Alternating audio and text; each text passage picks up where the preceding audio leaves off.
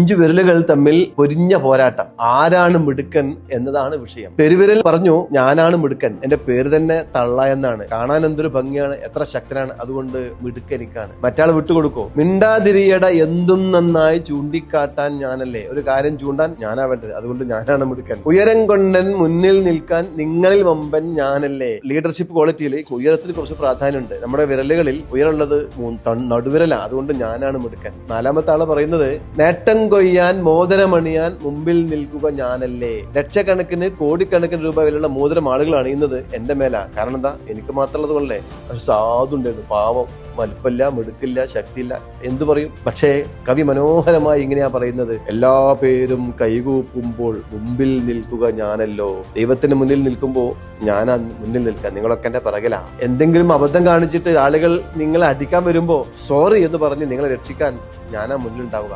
ആരും ആരേക്കാളും ഉയരത്തിലല്ല, ആരും ആരേക്കാളും താഴ്ത്തുമല്ല. Self esteem വളരെ പ്രധാനമാണ്.